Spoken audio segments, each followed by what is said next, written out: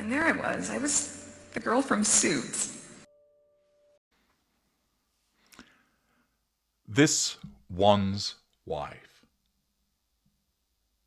Give me that, the Vegemite grab. Hello, I'm H.G. Tudor. There is a simple rule that applies when it comes to the narcissist. What's yours is the narcissist's, and what belongs to the narcissist is that of the narcissist. Or, translated into everyday speak, what's yours is mine and what's mine is mine.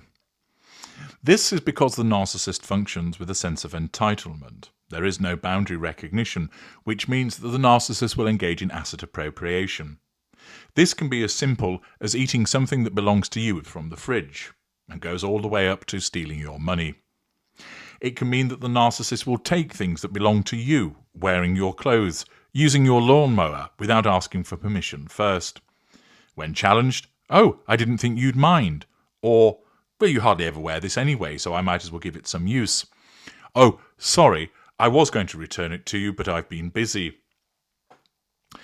The narcissist is access all areas, and having no emotional empathy for how taking something of yours affects you, the narcissist bludgeons his or her way into certain situations, grasping, taking, purloining, and thieving.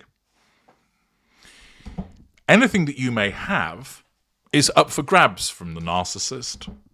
Something that's special to you may well be taken by the narcissist and destroyed as part of the narcissist painting of you black. Anything that you have that the narcissist hasn't got immediately evokes envy in the narcissist, which is harnessed by the narcissism to drive the narcissist to do something with regard to the threat to control that is posed by the fact that you've got something and the narcissist hasn't. Remember, the narcissist is the most important person on the planet, which means all attention must be focused on them, and the provision of a gift is a method of demonstrating that a person is under control and is the provision of fuel to the narcissist. Accordingly, this is why narcissists hate other people's birthdays outside of the golden period. Even during the golden period, they don't particularly like them, but the narcissism causes them to look upon it favourably because that person is painted white and within the golden period. But ordinarily, your birthday is likely to be spoiled because the day's all about you. People are wishing you happy birthday. People are giving you cards. People are giving you gifts. All of that signals to the narcissist that they are not important, and therefore threatens the narcissist's need for control, and therefore the narcissism spurs the narcissist to do something in order to bring the attention back onto them, which either means your birthday is ignored or the narcissist spoils your birthday in some way, for instance, usurping matters and making it all about them, making a speech when you ought to be making a speech, falling over and knocking over your birthday cake, giving you an inappropriate gift. There's a long and extensive list which I've covered elsewhere.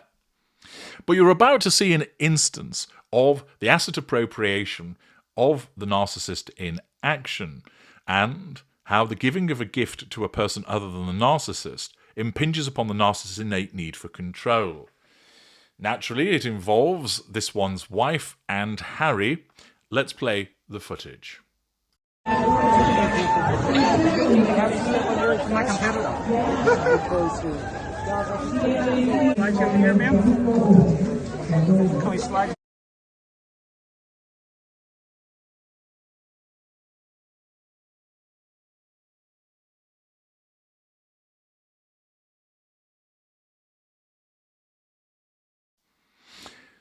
Okay, there you have it. Piece of footage that's captured outside. Somebody associated with Team Australia approaches Harry. "G'day," she's likely to say. And she produces a jar of Vegemite, a staple Australian food. You either love it or you hate it. It's a cousin of the British Marmite. She produces this, and I understand that it had Harry's name on it, presumably that this is a rather astute lady from Down Under who recognises that this one's wife might try and pinch Harry's Vegemite and claim that it was meant for her. After all, we've seen her take flowers off Harry, haven't we? Was it in Nigeria? and therefore this individual might be alive to the risk posed by the tentacles of this one's wife seeking to snake around the things that belong to Harry and take them away from him. Accordingly, she proffers up the Vegemite, providing an explanation, probably along the lines of, "I've put your name on it so that you know that it's yours, Harry. And also, it's Vegemite. You can smear that on your toast in the morning." "Thank you very much," says Harry. "That's very kind of you." And he goes in for a hug, because after all, he is a hugger. And he's so pleased at this gift that it causes him also to give a little rub of the back as well. He's keeping hold of the Vegemite, and he comes away from the hug, and he looks at it again. He's clearly chuffed to little mint balls with this act of kindness. He's holding it out, looking at it. Yep, there's the name on the front. Ha-a-r-r-ya, he says in his head, spelling his name. He's learnt that these days. Well done. And as the lady starts to explain where she got it from and such like, hang on a second, what's this? There's something that's entering the frame from the right. It looks like a Cthulhu-like tentacle, but in actual fact, it is the hand of this one's wife. And you'll notice from the footage that what's the first thing that happens? She doesn't come over and say, "Hello, how are you?" Or, "Hey, H," or "My husband, what have you got there?" Oh no. The first thing that she does is place her hand on the Vegemite to grab at it.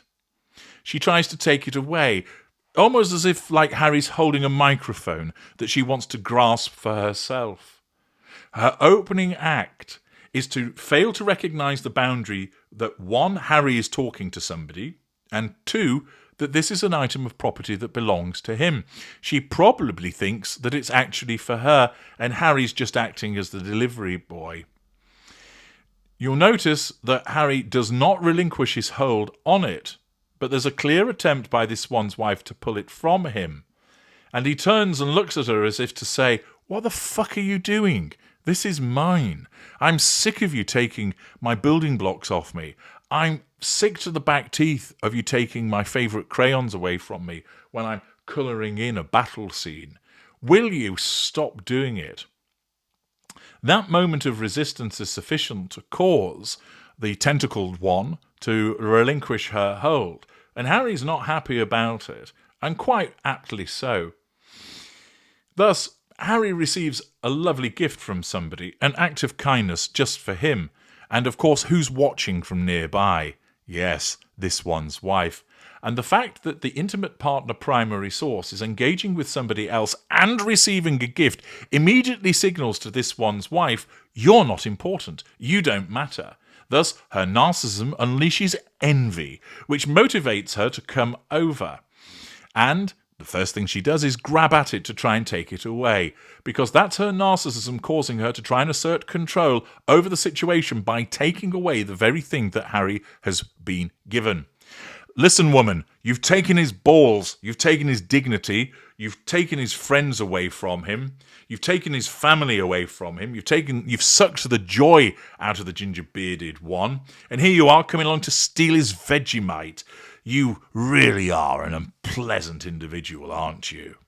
But what this piece of footage does demonstrate is how this one's wife is threatened by Harry getting attention and a gift. It threatens her need for control. And as a consequence of that, rather than stand to one side and wait for Harry to come over once he's finished the interaction, she's straight in there, tentacles flailing as one reaches out and coils around the Vegemite, trying to take it away from him. And for once, Harry doesn't let go, and he reacts with a look which says, "What do you think you're playing at? I was talking to someone, and this belongs to me." This one's wife's narcissism, demonstrating once again what an unpleasant woman she is. I'm H.G. Tudor. Thank you for watching.